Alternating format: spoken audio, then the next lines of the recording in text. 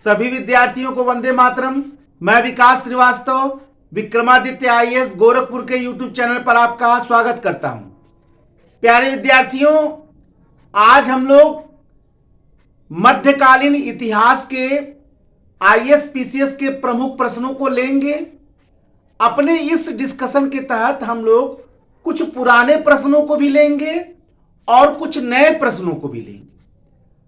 IAS की परीक्षा हो चाहे वो पीसीएस की परीक्षा हो, जीएस के पुराने प्रश्नों का अध्ययन महत्वपूर्ण स्थान रखता है।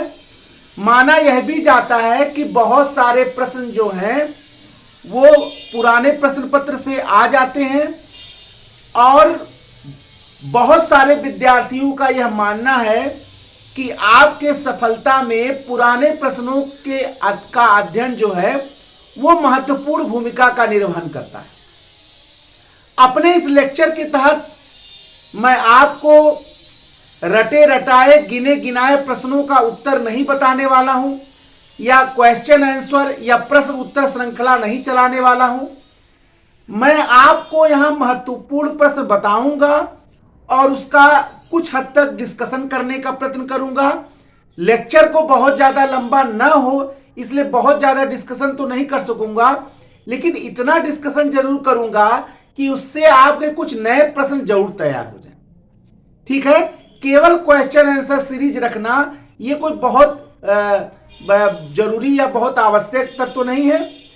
आपको प्रश्नों को ऐसे हल करना है, रटना नहीं है, ऐसे हल करना है कि उसके आधार पर कुछ नए प्रश्न भी हल हो जाए। और अपने इस लेक्चर सीरीज में को मैंने इसलिए शुरू भी किया है, आप ये कह सकते हैं कि प्रश्नों के माध्यम से अध्ययन है, ये प्रश्नों के माध्यम से अध्ययन है, आप ये कह सकते हैं। इसीलिए मैं महत्वपूर्ण प्रश्न लूंगा जो अति महत्वपूर्ण हैं, अति संभावित भी हैं। अति संभावित का मतलब ये हुआ कि ऐसे प्रश्न एग्जाम में आ सकते हैं, ठीक है, और इसके आधार पर नए प्रश्न भी आ सकते हैं। पुराने तो आएंगे ही, नए प्रश्न भी आए, इसीलिए हम लोग इसको शुरू कर रहे हैं। तो आइए मध्यकालीन इतिहास के प्रश्न को लेते चल रहे हैं और उसका हम लोग डिस्कशन करते चल रहे हैं। भारत पर सफल आक्रमण करने वाले जो प्रथम मुस्लिम आक्रमणकारी थे वो किस वंश से संबंधित थे? क्या वो अरबी थे? क्या वे तुर्की थे? क्या वे मुगल थे? क्या थे? तो भारत पर प्रथम जो मुस्लिम आक्रमण हुआ वो असल में अरबों के द्वारा होगा, यानी वो अरबी थे। ठीक है ना? भारत पर जो प्रथम मुस्लिम आक्रमण हुआ वो आप उसको अरबों का आक्रमण भी कह सकते हैं। 711-12 में जब मोहम्मद बिन कासिम ने सिंध को जीता तो वो अरबों का आक्रमण था। अगर आपसे यह पूछा जाए कि मोहम्मद बिन कासिम का जो आक्रमण था वो कैवा अभियान था, उस समय वो कैवा अभियान था, तो ज्यादातर लड़के ये समझ पाते हैं कि भारत पर प्रथम मुस्लिम आक्रमण 711-12 में मोहम्मद बिन कासिम ने किया। ये गलत है। मोहम्मद बिन कासिम ने जो 711-12 में सिंध पर आक्रमण किया और सिंध को जीत लिया वो तीसरा अभियान था, पहला अभियान नहीं था। ठीक है ना? प्रथम आक्रमणकारी उबैदुल्ला था और दूसरा बुरदल था। उबैदुल्ला और बुरदल के बाद तीसरा अभियान जो है वो मोहम्मद बिन कासिम ने किया था और सिंध को जीत लिया था। उबैदुल्ला और बुरदल जो है वो परास्त कर दिए गए थे। क्लियर है ना? तो कहने का क्या मतलब है कि जो चीजें आप पढ़ें उसको विस्तार से पढ़ें। ठीक है ना? आप ये ना समझिए कि जो दिया हुआ क्या वही बिल्कुल सही, क्योंकि सिविल सेवा की परीक्षा में ऐसे प्रश्न आते हैं, ठीक है ना, ऐसे प्रश्न आते हैं जो आपके ज्ञान के गहन अध्ययन का परख करते हैं। बिल्कुल गिने गिनाए प्रश्न नहीं आते हैं और इसीलिए आपको सिविल सेवा की परीक्षा के प्रश्न चाहे वो आईएएस के हो चाहे पीसीएस को आपको कठिन लगते हैं। उसका कारण यही है कि गहन अध्ययन की जो कमी है, जो गहन अध्ययन का अभाव है, वो प्रश्नों को कठिन बना देता है। इसलिए आप ऐसे पढ़िए। ठीक है ना? तो मोहम्मद बिन कासिम का जो आक्रमण था सिंध पर, जो अभियान था सिंध के विरुद्ध, वो तीसरा अभियान था। और जो लोग ये भी कहते हैं कि मोहम्मद बिन कासिम के आक्रमण में उसकी बड़ी वीरता थी, तो सिंध के जाटों और बौद्धों ने उसका मदद किया था। वैसे भी हम भारतीय बार बार परास्त हुए अपने लोगों के ही गद्दारी से, ठीक है ना। तो सिंध के जाटों और बौद्धों ने चूंकि मोहम्मद बिन कासिम को सिंध के आक्रमण पर मदद किया था, यही बहुत बड़ा कारण था उसके विजय का। मैं ये नहीं कह रहा हूं कि पर्टिकुलर, क्योंकि उस समय जो है वहां के राजवंश के विरुद्ध चूंकि उसका बड़ा विरोध हो रहा था, यही कारण है ऐसा हुआ। तो ये सारी चीजों को आप गहराई से जरा समझने का प्रयत्न करें। बहुत ज्यादा लंबा डिस्कशन से बहुत ज्यादा प्रश्न बढ़ जाएंगे, लेकिन आप ये चीज हमेशा याद रखिए कि सिविल सेवा में आपको गहराई से अध्ययन करना, ठीक है ना। महमूद गजनवी, उसके बाद महमूद गजनवी का आक्रमण प्रारंभ हुआ, यानी तुर्कों का आक्रमण शुरू हुआ। अरबों के बाद जो अगला मुस्लिम राजवंश ने भारत पर आक्रमण किया वो तुर्की राजवंश। तुर्की आक्रमणकारी में सबसे प्रमुख कौन था? महमूद गजनवी, यानी गजनी का सुल्तान महमूद गजनवी।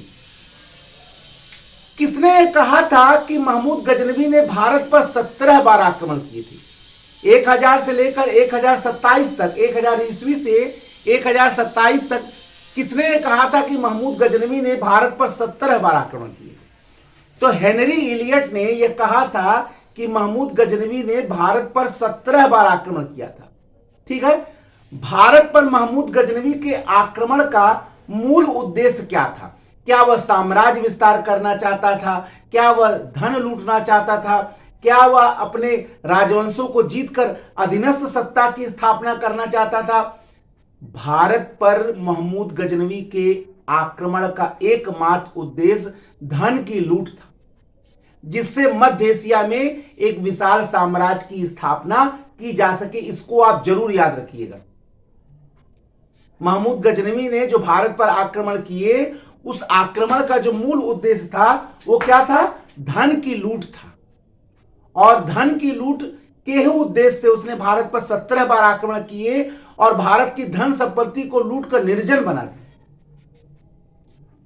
और भारतीयों में इस्लाम के प्रति आक्रोश भी पैदा कर दिया। उसको अलबरूनी ने लिखा है तारीख हिंद में। अलबरूनी 1025 में एक प्रश्न और आता है कि 1025 में जो महमूद गजनवी का सबसे प्रसिद्ध आक्रमण माना जाता है, सोमनाथ मंदिर का आक्रमण, कौन सा इतिहासकार उसके साथ आया था? तो अलबरूनी उसके साथ आया था, जिसने तहकीकाते हिंद लिखा था।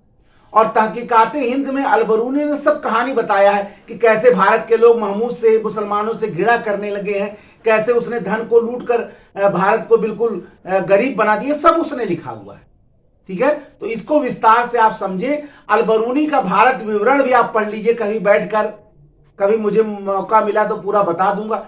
चीजों को विस्तार से पढ़िए, बहुत साठ मत बनाइए कि कुछ पूर्व प्रश्नों को हल करके आप यहां प्रश्नों के माध्यम से मैं अध्ययन कराना हमारा मूल उद्देश्य है। केवल प्रश्न उत्तर श्रृंखला बताना तो बहुत यूट्यूब पर मौजूद है, ठीक है ना। हमारा प्रश्न के माध्यम से आपको अध्ययन कराना एक बहुत महत्वपूर्ण आवश्यक कार्य मैं ये सोच रहा हूं, वही मैं आपके समक्ष कर रहा हूं। तो हेनरी इलियट ने यह बताया था कि महमूद गजनवी ने भारत पर 17 बार आक्रमण किए और 17 बार भारत को भारी मात्रा में लूटा। एक प्रश्न और आता है महमूद गजनवी से संबंधित कि जब महमूद गजनवी भारत के तमाम राजवंशों को लगातार परास्त करता जा रहा था, तो एकमात्र अपराजेय भारतीय शासक कौन था जिसको 2 बार आक्रमण के बावजूद भी महमूद गजनवी परास्त नहीं कर सका? तो कौन था? चंदेल शासक विद्याधर। विद्याधर जो है एकमात्र ऐसे शासक थे जिसको महमूद गजनवी परास्त नहीं कर सका। बाद में उसको अपना मित्र बना लिया महमूद गजनवी ने, और कई सारे किले इनाम में भी दी, 15 किले इनाम में दी। और यही नहीं, महमूद गजनवी के पुत्र ने उसके बारे में प्रशंसनीय कविताएं भी लिखी, प्रशंसा में, विद्याधर के बारे में, ठीक है ना। तो महमूद गजनवी से अपराजित एकमात्र जो शासक था वो कौन था? विद्याधर था, ठीक है ना। फिर एक प्रश्न और आता है कि महमूद गजनवी के इतिहासकारों ने किस शासक को ईश्वर का शत्रु कहा या अल्लाह का शत्रु कहा। देखिए, एक प्रश्न और आता है बार बार कि महमूद गजनवी के आक्रमण का सबसे पहला सामना किस राजवंश को करना पड़ा था। तो उद्भांडपुर एक राजधानी थी हिंदू शाही राजवंश की। तो हिंदू शाही राजवंश जो पाकिस्तान और सीमांत क्षेत्रों में जिसका क्षेत्र था, तो जब अफगानिस्तान के गजनी में गजनी साम्राज्य का उदय हुआ तो सबसे पहले सामना हिंदू शाही राजवंश को ही करना पड़ा। तो हिंदू शाही राजवंश के जो राजा जयपाल थे, सबसे पहले उन्हीं को सामना करना पड़ा और जयपाल को ही महमूद गजनवी के इतिहासकारों ने ईश्वर का शत्रु कहा है। याद रखिएगा, ऐसे प्रश्न एग्जाम में बहुत आते हैं। आप तथ्यों को समझने का प्रयत्न करिए, रटिए नहीं, ठीक है ना। तो महमूद गजनवी के इतिहासकारों ने जयपाल जो हिंदू शाही राजवंश के शासक थे उनको ईश्वर या अल्लाह का शत्रु कहा है। 1192 में तराइन के द्वितीय युद्ध के बाद भारत में दिल्ली सल्तनत की स्थापना हो गई और उसमें गुलाम वंश का संस्थापक जो था वो कुतुबुद्दीन ऐबक था। 5 वंशावलियों ने शासन किया दिल्ली सल्तनत पर। तो पहला जो वंशावली था वो कौन था? गुलाम वंश। लेकिन अगर आपसे यह प्रश्न पूछा जाए कि दिल्ली सल्तनत में स्थापित पहला राजवंश को दिया गया सबसे उचित नाम क्या है? देखो, उनको कई बोलते हैं, गुलाम वंश बोलते हैं, लेकिन जब वो गद्दी पर बैठे तो उनमें से कोई गुलाम नहीं था। मामलूक वंश भी कहते हैं, स्वतंत्र माता पिता की संतान है, इसलिए उनको मामलूक वंश भी कहा जाता है। फिर उनको प्रारंभिक तुर्क या आदि तुर्क वंश कहा जाता है। ये भी 3-4 नाम दिए जाते हैं। अब एग्जाम में आ गया कि सबसे उचित नाम क्या है। जरूर आएगा, आज नहीं तो कल आना ही आना है। भाई, मैं यहां केवल पूर्व आए प्रश्नों को बताऊं तो फिर क्या मतलब है पढ़ाने का हमारे। मैं बल्कि प्रश्न के माध्यम से आपको अध्ययन करा रहा हूं। हालांकि इतना बड़ा क्षेत्र है, इतना बड़ा वो है कि मैं कुछ देर के लेक्चर में तो नहीं सब पूरा मध्यकालीन इतिहास बता सकता हूं। हाँ, उसके लिए क्रैश कोर्स चलाऊंगा तो पूरा एक लेक्चर में बताऊंगा। है भी हमारे लेक्चर यूट्यूब पे मौजूद, आप देख लीजिए जाकर। तो सबसे उचित नाम जो है वो दिल्ली सल्तनत के पहले राजवंश का वो क्या है? आदि तुर्क वंश, ठीक है ना। आदि तुर्क वंश उनको अगर आप कहेंगे तो वो सबसे बढ़िया नाम माना जाता है। दिल्ली सल्तनत का कौन सा सुल्तान लाहौर को राजधानी बनाकर शासन करता था? दिल्ली सल्तनत का कौन सा सुल्तान लाहौर को राजधानी बनाकर शासन किया था? और वह था कुतुबुद्दीन ऐबक। कुतुबुद्दीन ऐबक ने 1192 के तराइन के द्वितीय के युद्ध के बाद जब भारत पर सत्ता स्थापित हुई मोहम्मद गोरी की, तो उसने भारतीय क्षेत्रों का सिपह सालार जो वो कुतुबुद्दीन ऐबक को बनाया। कुतुबुद्दीन ऐबक की हिम्मत नहीं पड़ी कि भारत के अंदर आकर राजधानी बनाकर वो शासन करे। यही कारण है कि उसने लाहौर को राजधानी बनाकर शासन किया। इसलिए याद रखिएगा कि गुलाम वंश का पहला शासक कुतुबुद्दीन ऐबक ने लाहौर को राजधानी बनाकर शासन किया। इसको 2 नाम दिया गया, कुरान ख्वां। कुरान का इतना बढ़िया पाठ करता था कि इसको कुरान ख्वां कहा जाता था। इसी को लाख बख्श भी कहा गया है, इसी को हातिम ताई भी कहा गया। याद रखिए तीनों किसके लिए? कुतुबुद्दीन ऐबक के लिए। कुतुबुद्दीन ऐबक को कुरान ख्वां भी कहा गया है, कुतुबुद्दीन ऐबक को लाख बख्श भी कहा गया है, कुतुबुद्दीन ऐबक को हातिम ताई भी कहा गया है। 3 प्रश्न एक साथ नए आ गए, ठीक है ना। तो ये सारी चीजों को आप बढ़िया से पढ़िए और आप इस लेक्चर में एक बार आप बस सुन भर लेंगे तो आपको याद हो जाएगा। मैं ऐसा बताने का प्रयत्न भी कर रहा हूं। तो कुरान की अच्छे पाठ करने के कारण कुतुबुद्दीन ऐबक को कुरान ख्वां भी कहा जाता है, लाखों लुटाने का लाख बख्श भी कहा जाता है, गरीबों का मदद करने का हातिम ताई भी कहा जाता है, ठीक है। ये प्रश्नों को आप जान लीजिए। इसके बाद एक प्रश्न आता है कि दिल्ली सल्तनत के किस सुल्तान ने चांदी का टंका और तांबे का जीतल? चांदी का टंका, उसके पहले दिल्ली सल्तनत के सुल्तानों को मौका नहीं मिला कि वो सिक्के चलवा सके, लेकिन सबसे पहले दिल्ली सल्तनत का वो कौन सुल्तान था जिसने चांदी का टंका और तांबे का जीतल चलवाया। तो ज्यादातर लोग जानते होंगे इल्तुतमिश ने चांदी का टंका और तांबे का जीतल, यानी सल्तनत काल की स्थापना के बाद पहली बार नियमित सिक्के चलाने का काम किसने किया? इल्तुतमिश ने किया। अब यहां एक प्रश्न बनेगा कि सिक्कों पर टकसाल का नाम लिखवाने की परंपरा दिल्ली सल्तनत के कुछ सुल्तान ने प्रारंभ किया। तो सिक्कों पर टकसाल का नाम लिखवाने की परंपरा सबसे पहले शुरू करने वाला दिल्ली सल्तनत का सुल्तान इल्तुतमिश था। इल्तुतमिश ने चांदी का टंका और तांबे का जीत चलवाया और अरबी सिक्के सबसे पहले उसी ने शुरू की।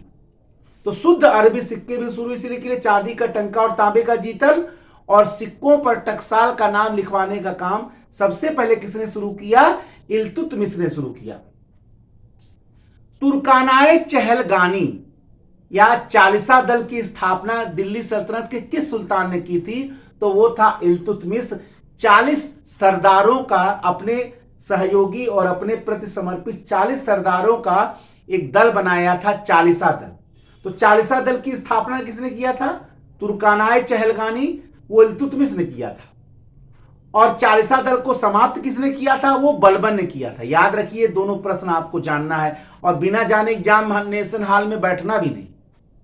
तो तुर्कानाए चहलगानी की स्थापना किसने किया था? चालीसा दल की स्थापना किसने किया था? इल्तुतमिश ने।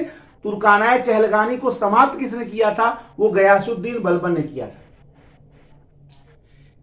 दिल्ली सल्तनत का वह कौन सा सुल्तान था जिसके काल में पहली बार मंगोल आक्रमण का भय उत्पन्न हुआ?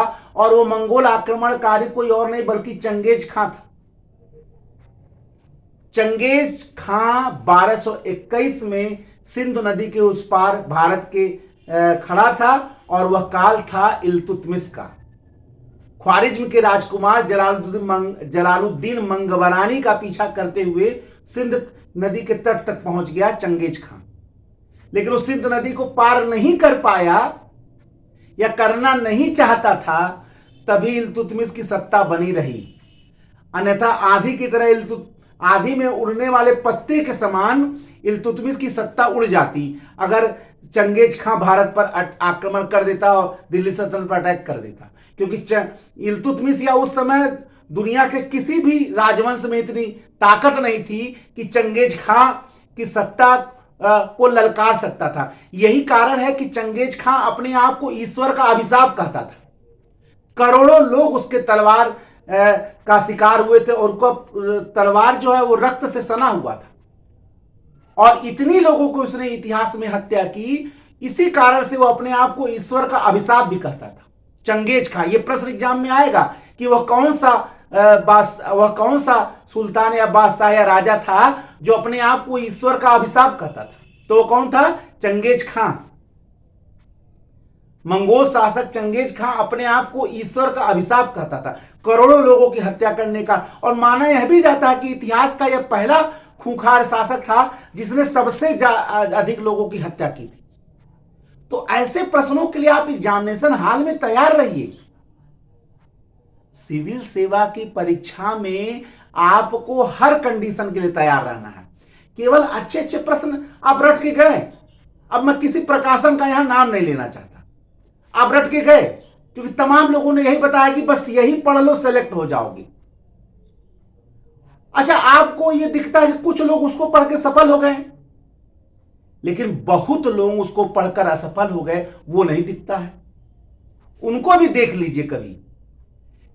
मैं यहां ये क्यों बता रहा हूं कि तैयारी ऐसी कीजिए जिसमें कोई प्रश्न चिन्ह नहीं मिला है। अगर आप कुछ पढ़ेंगे, कुछ इंपॉर्टेंट पढ़ेंगे, कुछ गेस पढ़ेंगे, मेरा यहां बताने का कारण क्या है कि मैं विस्तार से कुछ बता सकूं।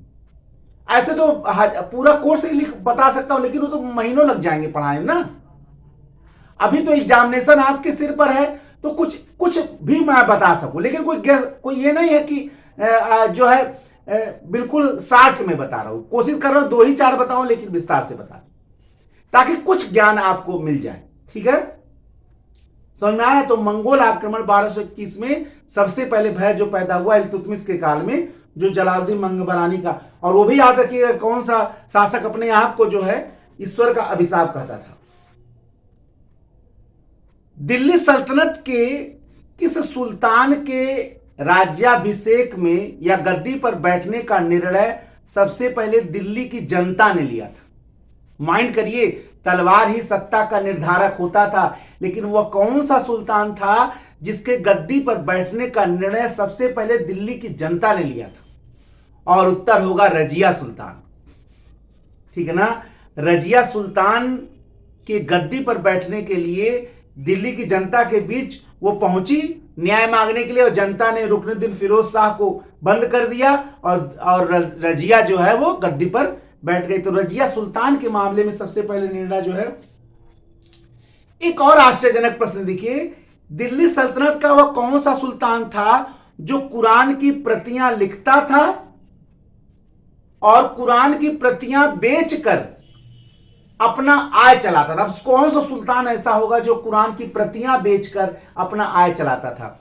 तो दिल्ली सल्तनत का सुल्तान नसीरुद्दीन महमूद, दिल्ली सल्तनत का सुल्तान नसीरुद्दीन महमूद जो इल्तुतमिश का वंशज था, वो कुरान की प्रतियां बेचकर उससे जो आय मिलता था उसी से अपना खर्च चलाता था।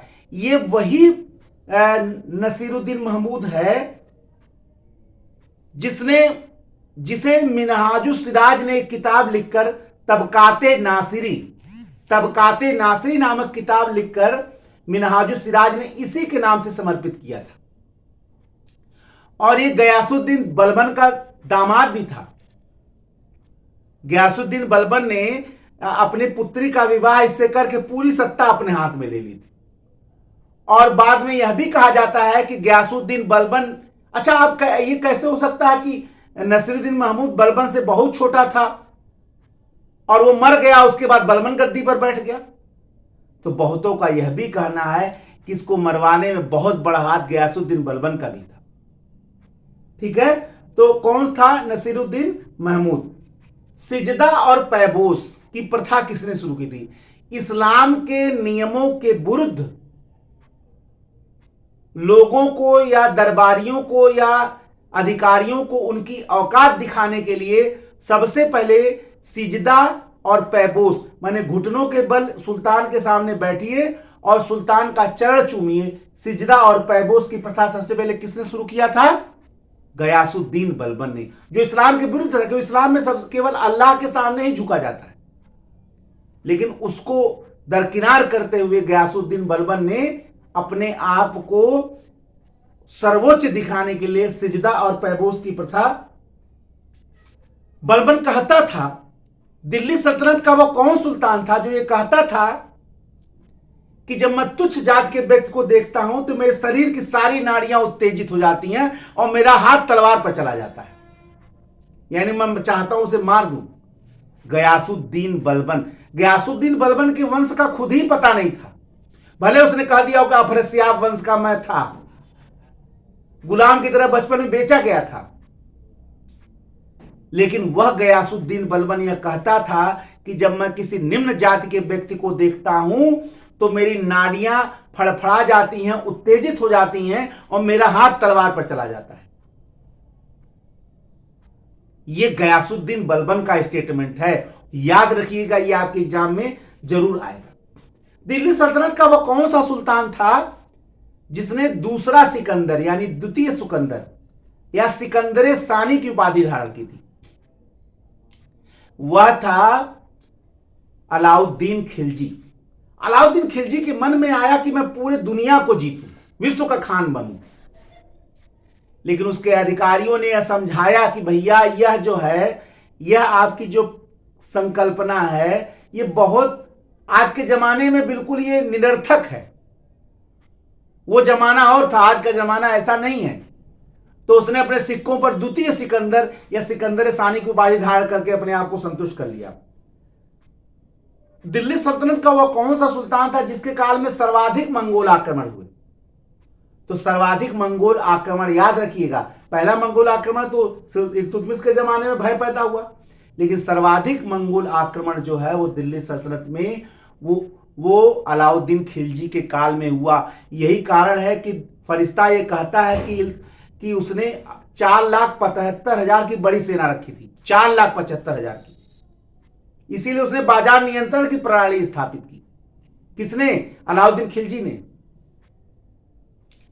बाजार नियंत्रण में जो दाम नहीं बढ़ने दिए, वो इसीलिए इतनी बड़ी सेना रखेगा कैसे? ठीक है ना। सर्वाधिक मंगोल आक्रमण उसी काल में हुए थे, और 1303 में तो ऐसा मंगोल आक्रमण हुआ था कि अगर सीरी के किले में उसने अपने आप को छुपा न लिया होता तो कुछ भी हो सकता था। दक्षिण से जब उसकी सेनाएं आई, तब जाकर वह मंगोलों को पीछे ढकेला गया।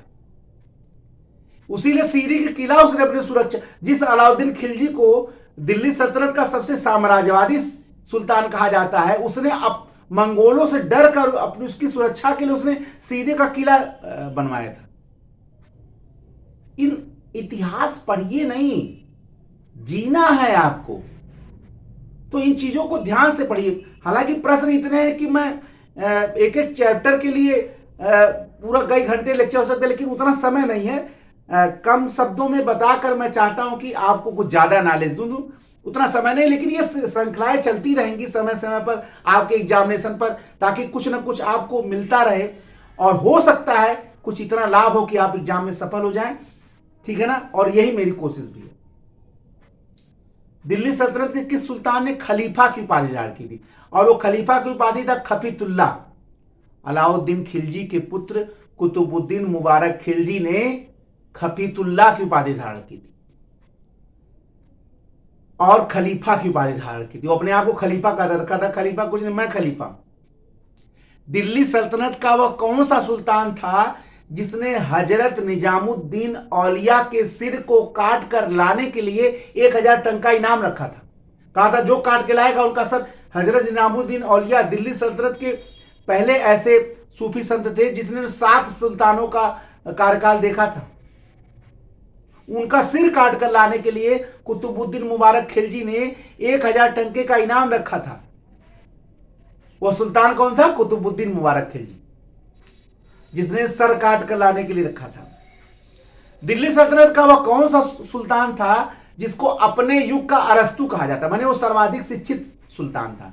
यानी दिल्ली की गद्दी पर बैठने वाला सर्वाधिक शिक्षित सुल्तान कौन था? मोहम्मद बिन तुगलक था।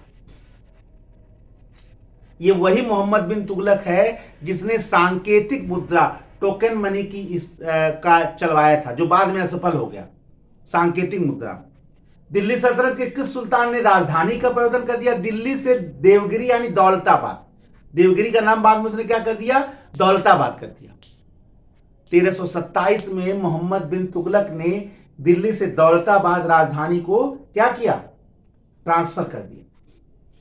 जनता के कल्याण को ध्यान में रखकर दिल्ली सल्तनत की गद्दी पर बैठने वाला पहला सुल्तान कौन था? फिरोज शाह तुगलक। लेकिन वो जनता आम जनता नहीं थी, बस केवल मुस्लिम जनता थी। यानी दिल्ली सल्तनत में कट्टरता का सबसे पहला प्रारंभ जो है, कुरान को ध्यान में रखकर केवल शासन करने वाला जो सुल्तान था वो फिरोज शाह तुगलक ही था। हालांकि जनता के कल्याण के लिए उसने खैराती विभाग खोले, पेंशन विभाग खोले, दास विभाग खोले, बहुत सारे विभाग खोले, लेकिन किस जनता के कल्याण के लिए? केवल मुस्लिम जनता के। यानी कट्टरता का सबसे पहला प्रारंभ जो है वो फिरोज शाह तुगलक से प्रारंभ हो जाता है। ठीक है ना। एक प्रश्न और महत्वपूर्ण है, जरा इसको समझिए। दक्षिण भारत के राज्यों को सबसे पहले दिल्ली सल्तनत में किस सुल्तान के काल में मिलाया गया? ये बहुत इंपॉर्टेंट प्रश्न है और बिल्कुल नया प्रश्न है। ठीक है ना। दिल्ली सल्तनत का वह कौन सा सुल्तान था जिसके काल में दक्षिण भारत के राज्यों को दिल्ली सल्तनत का अंग बनाया गया? और वह सुल्तान था गयासुद्दीन तुगलक, जो तुगलक वंश का संस्थापक था। और सबसे पहला मिलाए जाने वाला जो राज्य था वो था वारंगल, और उसने वारंगल का नाम क्या कर दिया था? सुल्तानपुर। माइंड करिए, बहुत इंपॉर्टेंट प्रश्न है ये। ठीक है ना, और बिल्कुल नया प्रश्न है ये। तो दक्षिण भारत का राज्य वारंगल सबसे पहला राज्य था जिसको दिल्ली सल्तनत में गयासुद्दीन तुगलक के काल में मिलाया गया। नहरों का सबसे पहले निर्माण किसने किया था? दिल्ली सल्तनत कौन सुल्तान था? गयासुद्दीन तुगलक। और सर्वाधिक नहरों का निर्माण किसने किया था? फिरोज शाह तुगलक। ये सब वो, इनको रटिए मत, इन चीजों को समझिए। हमारे लेक्चर का देखिए, एक के साथ मैं कई चीज बताने का प्रयत्न कर रहा हूं यहां पे, और कई चीजों को जोड़ने का भी प्रयत्न कर रहा हूं। देखिए, सिविल सेवा की इतिहास एक ऐसा विषय है जिनको आप एकांगी नहीं याद कर सकते हैं, उसके अगल बगल की कथाएं जाननी पड़ेंगी। और इतिहास ही नहीं बल्कि सारे विषयों के साथ ये है कि आप वन लाइनर याद नहीं कर पाएंगे। ये तो प्रश्न के माध्यम से पढ़ाने का कोशिश कर रहा हूं, हालांकि समय कम है, इसलिए आप समझ ही सकते हैं लिमिटेशन से कितना कर सकते हैं, यूट्यूब पे कितना देर का लेक्चर दे सकते हैं, ठीक है ना, ये सीमा है हम लोग। राज्य के खर्च पर हज की यात्रा प्रारंभ करने वाला दिल्ली सल्तनत का सुल्तान कौन था? और वो कोई नहीं था बल्कि फिरोज शाह तुगलक ही था। यानी कुरान के को अपने ध्यान में रखकर शासन करने वाला दिल्ली सल्तनत का सुल्तान फिरोज शाह तुगलक ही पहला सुल्तान था। भारत पर तैमूर लंग का जब आक्रमण हुआ तो दिल्ली सल्तनत का सुल्तान कौन था? नसीरुद्दीन महमूद। 1398-99 में समरकंद का शासक, उज्बेकिस्तान के समरकंद का शासक कौन? तैमूर लंगड़ा जब आक्रमण किया था तो नसीरुद्दीन महमूद, तुगलक शासक नसीरुद्दीन महमूद का, और उसके बाद तुगलक वंश का पतन भी हो गया। इब्राहिम लोदी को 1526 में बाबर ने परास्त करके मुगल वंश की स्थापना की। बहुत कम लोग ये जानते हैं कि दिल्ली सल्तनत के सुल्तान इब्राहिम लोदी को बाबर से पहले किसने परास्त किया था। यानी इब्राहिम लोदी का जो 1526 पानीपत के प्रथम युद्ध का जो पराजय था, वो पहला पराजय नहीं था बल्कि वो दूसरा पराजय था। यानी दिल्ली सल्तनत का सुल्तान एक बार नहीं पराजित हो रहा, 2 बार पराजित हो रहा है। पहले पराजय में तो उसका राज्य बच गया, लेकिन दूसरे में तो निपट गया। 1517 में खतौली के युद्ध में मेवाड़ के शासक राणा सांगा ने इब्राहिम लोदी को बुरी तरीके से परास्त किया। आप अंदाजा लगाइए, मेवाड़ के राणा सांगा, कहावत था कि जिस युद्ध में शामिल हो जाते थे 100 युद्धों के विजय का उनको श्रेय प्राप्त था। मेवाड़ के राणा सांगा को 100 युद्धों में विजय का श्रेय प्राप्त था, और जब वो दिल्ली सल्तनत के सुल्तान को परास्त कर दिए तो इससे उनके ताकत का आप अंदाजा लगा सकते हैं। राणा सांगा, राणा संग्राम सिंह, ठीक है। कश्मीर का अकबर किसको कहा जाता है? तो आपको उत्तर होगा जैनुल आबादीन। लेकिन अगर आपसे यह प्रश्न किया जाए कश्मीर का अलाउद्दीन खिलजी किसको कहा जाता है? कश्मीर का अकबर तो एक पुराना प्रश्न है, जैनुल आबादीन ये तो सबको लगा देगा। लेकिन कश्मीर का अलाउद्दीन खिलजी किसको कहा जाता है?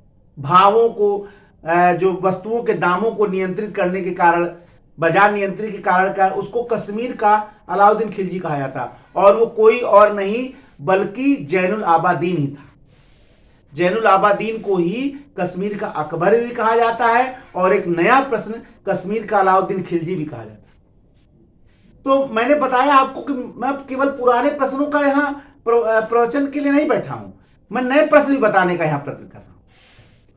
पुनरावलोकन तो बहुत लोग करवा रहे हैं, मैं ये नहीं कर रहा, बहुत लोग यूट्यूब, भारत की धरती वीरों से खाली नहीं, बहुत वीर हैं, वो लोग कर रहे हैं। मैं कुछ नया पुराना दोनों करने का प्रयत्न कर रहा हूं, हालांकि समय की कमी है, नहीं हो पा रहा है।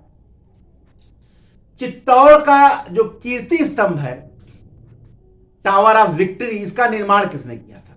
तो महाराणा कुंभा ने इसका निर्माण किया था, मालवा के महमूद खिलजी को परास्त करने के श्रेय में, ठीक है ना।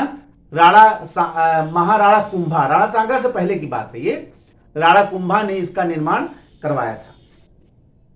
मुगल साम्राज्य 1526 में इब्राहिम लोदी को परास्त करके मुगल साम्राज्य की स्थापना हुई। एक महत्वपूर्ण प्रश्न है कि भारत में बारूद युक्त तोपों का सर्वप्रथम प्रयोग किस मुगल सम्राट ने किया? आप इस प्रश्न को ऐसे भी एग्जाम में आ सकता है कि भारत में बारूद युक्त तोपों का सबसे पहले प्रयोग किसने किया था? तो उत्तर होगा बाबर।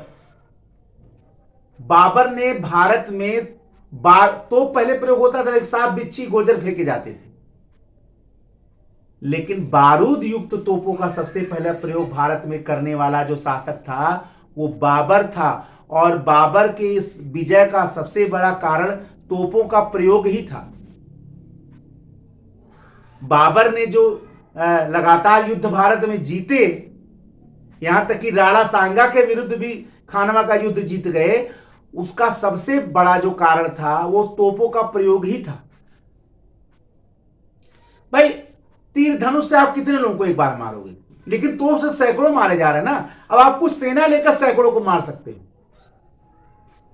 एक आधुनिक यंत्र का प्रयोग करके तो आप, जाहिर सी बात, आज के जमाने में छोटा परमाणु बम लाखों को मार देगा। तो टेक्नोलॉजी का प्रयोग एक प्रकार से करके नव भारत में लगातार जीतता चला गया। हालांकि ऐसा नहीं, बाबर के में रण कौशल भी था, अदम्य साहस भी था, लेकिन उसके विजय का जो प्रमुख कारण था वो तोपों का प्रयोग भी था। इससे कोई इनकार नहीं कर सकता। कौन सा मुगल बादशाह था जिसने एक भिस्ती को आधे दिन का बादशाह बना दिया था? और यह था हुमायूं। कहा जाता है 1539 में चौसा के युद्ध में जब शेरशाह सूरी से हुमायूं परास्त हो गया तो जान बचाकर घोड़े से भागा और भागते भागते गंगा नदी में घोड़े सहित गिर गया और लगा डूबने। तो उसी के एक भिस्ती ने उसके जान की रक्षा की, नहीं तो डूब के मर गया था, भिस्ती ने बचा था। यही कारण है कि जब हुमायूं दोबारा हिंदुस्तान का बादशाह बना तो उस भिस्ती, जिसका नाम था नियाज सक्का, उस भिस्ती को उसने आधे दिन का बादशाह बना दिया। और कहा जाता है कि उस भिस्ती ने चमड़े के सिक्के भी जारी किए। अब क्या सच्चाई है तो हम नहीं बता पाएंगे, लेकिन कहा जाता है उसने चमड़े के सिक्के जारी किए, नियाज सक्का ने। तो उस भिस्ती का नाम याद रखिएगा। और आधे दिन का बादशाह किसने बनाया? हुमायूं ने बनाया। ये वही हुमायूं है जिसके लिए एक कहावत है कि हुमायूं जीवन भर लुढ़कता रहा और लुढ़क कर ही उसकी मृत्यु हुई। ये प्रसिद्ध स्टेटमेंट किसका है? इतिहासकार लेन पूल का।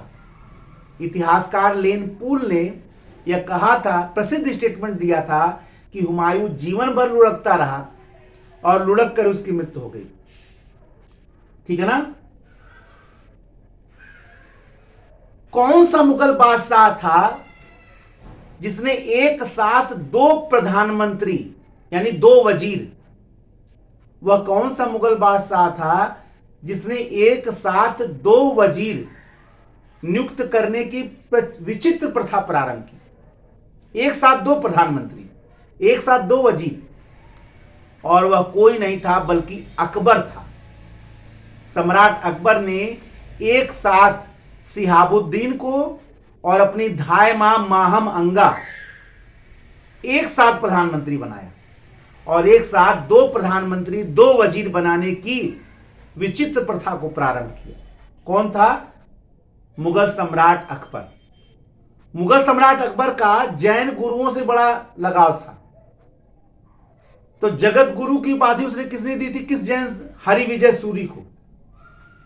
लेकिन ये तो पुराना प्रश्न है कि मुगल सम्राट अकबर ने किस जैन गुरु को जगत गुरु की उपाधि दी थी? तो ये बड़ा नामी प्रश्न है। हरिविजय सूरी, कहीं के हीर विजय सूरी भी दिया हुआ। लेकिन अकबर ने युग प्रधान की उपाधि किस जैन साधु संत को दी थी? जीन चंद्र सूरी। जीन चंद्र सूरी जो हैं उनको अकबर ने युग प्रधान, ये नया प्रश्न है, याद रखिए, क्योंकि अब यही पूछने वाला है। अब सभी जानते हैं कि तानसेन अकबर के दरबारी थे, लेकिन अगर यह प्रश्न एग्जाम में आ जाए कि अकबर के दरबार में आने के पहले तानसेन किसके दरबारी थे या किसके दरबार में रहते थे, तो रीवा के शासक रामचंद्र के दरबार में अकबर के यहां आने से पहले थे। रीवा के शासक रामचंद्र। और यही नहीं, अकबर के मृत्यु के बाद किसके वहां चले गए? देखिए, अकबर के दरबार में आने से पहले कहां थे और अकबर की मृत्यु के बाद कहां चले गए? ग्वालियर के राजा मान सिंह के वहां। अकबर की मृत्यु के बाद तानसेन ग्वालियर के राजा मान सिंह के वहां चले गए। उनका मूल नाम क्या था? राम रतन पांडे, ठीक है ना। तानसेन का मूल नाम क्या था? एग्जाम में राम रतन पांडे पूछ सकता है कि उनका मूल नाम क्या था। भारत में चाहे वो उमरा प्रथा हो, चाहे वो क्या कहते हैं मनसबदारी व्यवस्था हो, ये सब प्रारंभ, चाहे वो जागीरदारी व्यवस्था हो, इसको प्रारंभ करने वाला कौन था? जलालुद्दीन मोहम्मद अकबर। अकबर ने ही भारत में मनसबदारी प्रथा को, जागीरदारी प्रथा को, उमरा प्रथा को, इसको प्रारंभ करने वाला अकबर ही था। चित्रकारी का उत्कर्ष या चित्रकारी का स्वर्ण काल किसको कहा जाता है? जहांगीर के काल को। लेकिन भारत में किसने, यानी लेकिन कौन सा मुगल शासक था जिसने चित्रकारी की स्थापना या नींव डाली मुगल काल में? तो वो हुमायूं था। मुगल चित्रकला की नींव किसने डाली? हुमायूं डाली।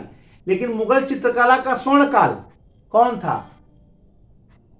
जहांगीर का काल था। जहांगीर के काल को मुगल चित्रकला का स्वर्ण काल कहा जाता है। किस मुगल सम्राट के लिए कहावत था कि अगर एक चित्र को 10 लोग बनाए तो 10 लोगों के द्वारा बनाए गए भाग को पहचान जाता था?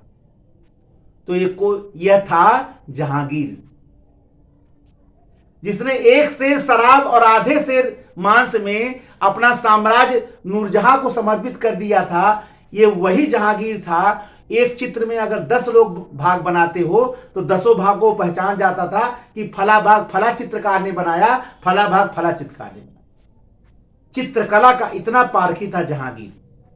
लेकिन 1 सेर शराब और आधे सेर मांस में उसने अपना पूरा साम्राज्य नूरजहां को दे दिया था। ठीक है ना। अच्छा, सिजदा पैबोस तो बलबन ने प्रारंभ किया था, लेकिन गैर इस्लामिक मानते हुए इस सिजदा पैबोस को समाप्त किसने किया था?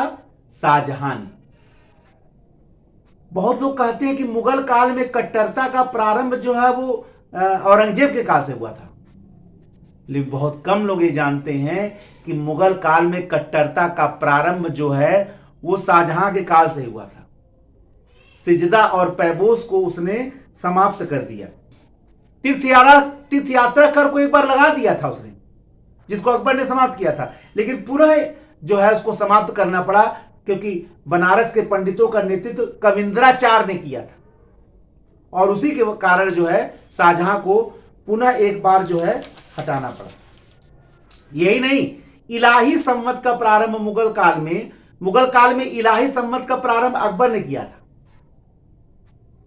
ठीक है ना। लेकिन उस इलाही संवत को समाप्त करके हिजरी संवत का प्रारंभ किसने किया? शाहजहां ने किया। राजपूत स्त्रियों से मुगलों का विवाह होने की जो नीति थी, इस नीति को पहली बार औरंगजेब ने नहीं त्यागा था, शाहजहां ने त्यागा था, ठीक है ना। सबसे पहले शाहजहां ने, यानी शाहजहां के काल में ही कट्टरता प्रारंभ हो गया था। औरंगजेब के काल में तो उसमें वृद्धि हुआ था, ठीक है ना।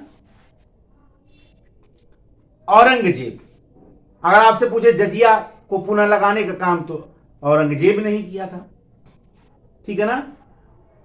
औरंगजेब के काल की एक महत्वपूर्ण घटना आती है कि औरंगजेब ने किसको साम्राज्य की प्रथम महिला घोषित किया? यह बड़ा इंपॉर्टेंट प्रश्न है और शायद एक बार आ भी चुका है। अब औरंगजेब एक ऐसा शासक था जिसने अपने पिता की हत्या की, जिसने अपने भाई की हत्या की, जिसके कारण उसका पुत्र मारा गया, जिसके कारण उसकी पुत्री जेबुन्निसा जेल में मर गई, और कितने लोगों को मारा, कोई गिनती नहीं है। जिस औरंगजेब को लोग जस्टिफाई करने का प्रयत्न भारतवर्ष में करते हैं, वो इसको देख लें कि क्या इसमें गलत है। वह औरंगजेब जिसने अपने शायद किसी भी रिश्ते को छोड़ा नहीं था, किसी महिला को साम्राज्य की सबसे प्रतिष्ठित महिला घोषित करा? यह आश्चर्यजनक प्रश्न है। और वो थी औरंगजेब की सबसे बड़ी बहन जहां आरा। जहां आरा दारा सिकों को मानती थी, जिसकी हत्या औरंगजेब ने किया था, जो सबसे बड़ा भाई था।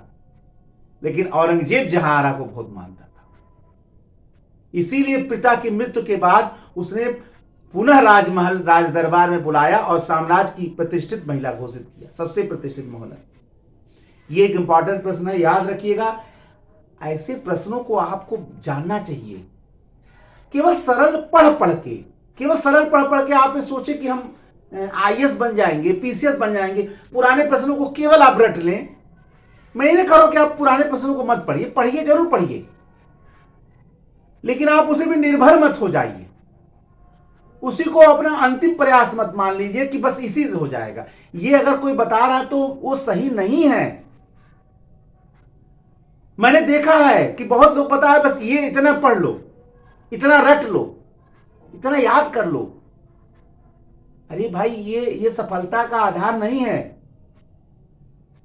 ऐसा कोई काम सिविल सेवा की परीक्षा की तैयारी में आप मत करिए जो आपके सफलता पर हमेशा प्रश्न चिन्ह लगाए रखे।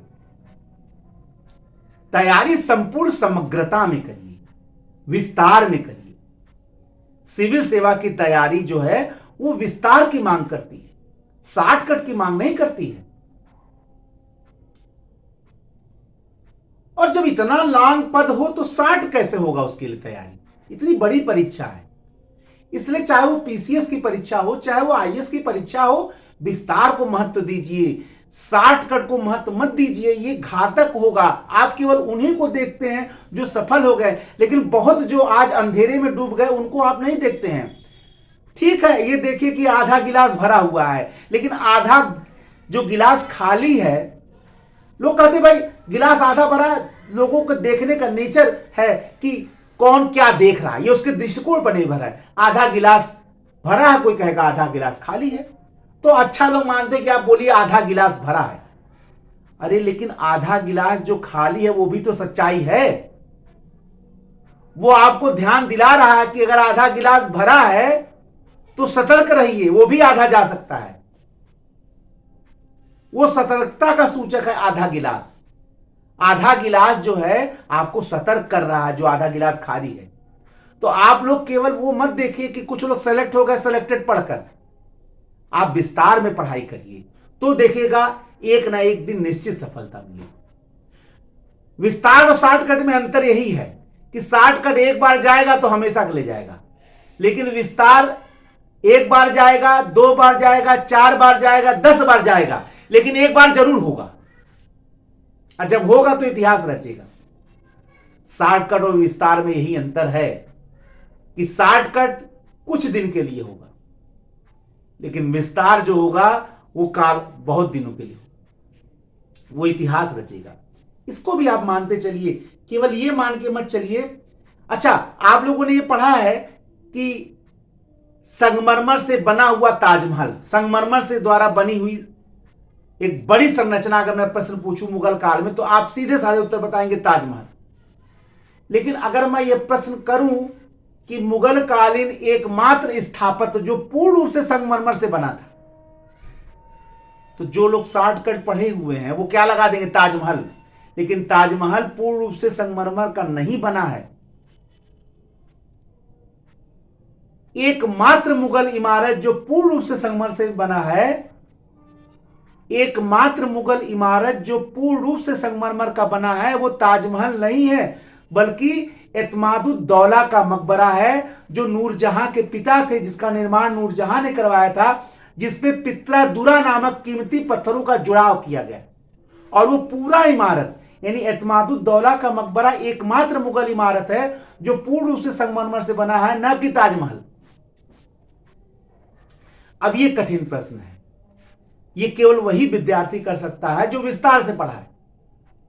ऐसे प्रश्नों के लिए आप तैयार रखिए और ऐसे प्रश्नों का अध्ययन करिए, और ऐसे ही प्रश्नों की व्याख्या के लिए मैं आया हूं।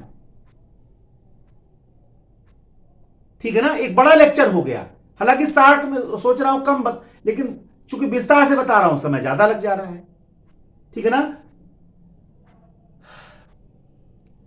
मुगलकालीन वह कौन सा बादशाह था जो संगीत का विरोधी था?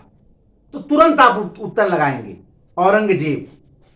लेकिन मैं अगर यहां एक प्रश्न यह कर दूं कि वह कौन मुगल सम्राट था जिसके काल में संगीत पर सबसे ज्यादा किताब लिखा गया, तो जो लड़के गंभीरता से नहीं पढ़े वो तो अकबर लगा देंगे। लेकिन इसका सही उत्तर औरंगजेब ही है।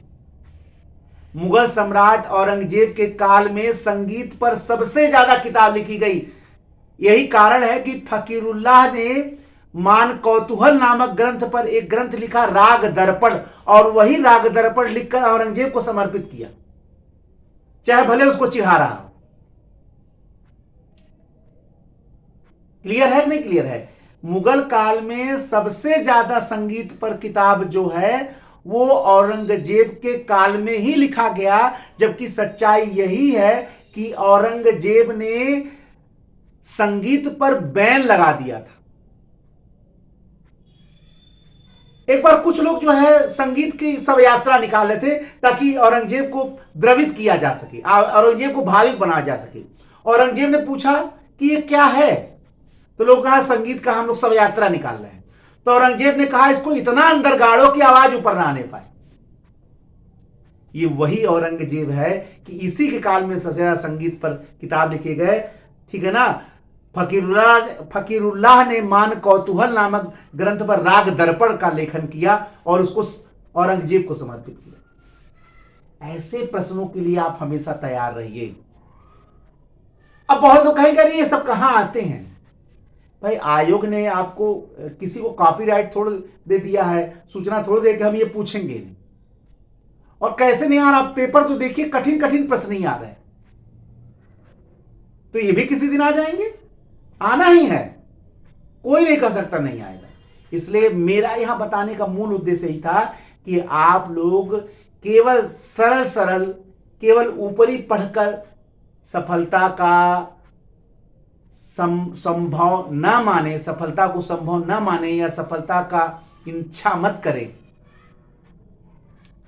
ठीक है ना। आप गहन अध्ययन करें, गंभीर अध्ययन करें, विस्तार अध्ययन करें और समग्रता से अध्ययन करें, और तब सफलता का वर्ण करें और तब सफलता की इच्छा रखें। यही सत्य होगा, ठीक है ना। आज मध्यकालीन के प्रमुख प्रश्नों को कुछ मैंने आपके समक्ष रखा, कितना सफल हुआ ये तो आप कमेंट के माध्यम से बताएंगे। अगर एक भी दो प्रश्न भी आपके समझ में आ गया और आपके लिए कुछ सहयोगी होगा तो मैं सफल समझूंगा। नए लेक्चर में अगले पार्ट को लेकर उपस्थित होऊंगा और कोशिश करूंगा कि सारे विषय भी आपके समक्ष आए। एक नए लेक्चर के साथ आपके समक्ष पुनः उपस्थित होऊंगा। तब तक के लिए जय हिंद, जय भारत, वंदे मातरम, धन्यवाद।